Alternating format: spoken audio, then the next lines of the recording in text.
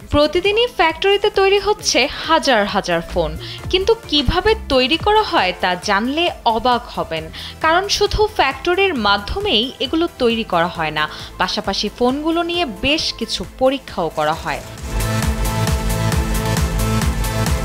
সংবাদ মাধ্যমের এক প্রতিবেদন থেকে জানা যায়, কারখানাগুলোতে ৩টি ধাপে মোবাইল ফোনগুলো তৈরি করা হয়। এর মধ্যে প্রথম ধাপেই রয়েছে পিসিবি বোর্ড তৈরি করা, কম্পোনেন্ট লাগানো এবং সফটওয়্যার ইনস্টলেশন করা। এজন্য সবার আগে পিসিবি বোর্ডকে ভালোভাবে পরিষ্কার করে নিতে হয়, যেন এতে কোনো ময়লা না থাকে। এরপর পিসিবি বোর্ডকে সার্কিট লেআউট প্রিন্ট সেকশনে পাঠানো হয়।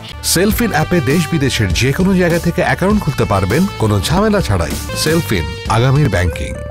সার্কিট লেআউট প্রিন্ট হওয়ার পর এটিকে পাঠানো হয় কাটিং মেশিনে, যেখানে স্মার্টফোনের সাইজ অনুযায়ী প্রতিটি পিসিবি বোর্ডকে কাটা হয়। এরপর প্রতিটি বোর্ড চেক করা হয়। এরপর হার্ডওয়্যারের বিভিন্ন কম্পোনেন্ট লাগানোর সেকশনে নিয়ে যাওয়া হয়। সবকিছু ঠিক থাকলে কর্মচারীরা এগুলোকে সোল্ডারিং সেকশনে নিয়ে যায়। এরপর কম্পিউটার দিয়ে ফাইনাল চেকআপের জন্য স্ক্যান করা হয়। এই পর্যন্ত প্রক্রিয়াটা শেষ করতে সর্বোচ্চ 40 মিনিট সময় লাগে। সবকিছু ঠিকঠাক থাকলে এটিকে সফটওয়্যার ইনস্টলেশন সেকশনে নেওয়া হয়। এখানে স্মার্টফোনের ব্লুটুথ এবং ওয়াইফাই গুরুত্বপূর্ণ সব ফিচারগুলো ধাপে ধাপে ইনস্টল করা হয়। স্মার্টফোন তৈরির দ্বিতীয় ধাপে দেখা যায়, কর্মকর্তারা মোবাইল ফোনগুলো অ্যাসেম্বল করে।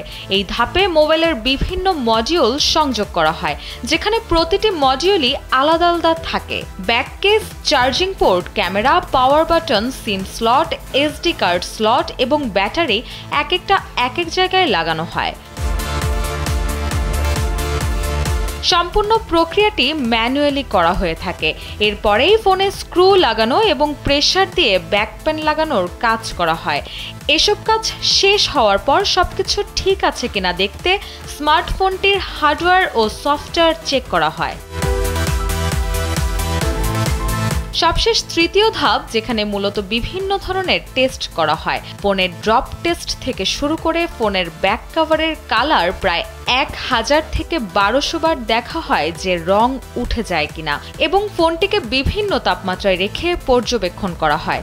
সব পরীক্ষা নিরীক্ষা শেষ হলে ফোনগুলো বাজারে ছাড়া হয় বিক্রির জন্য। রুশা সুর, কালবেলা।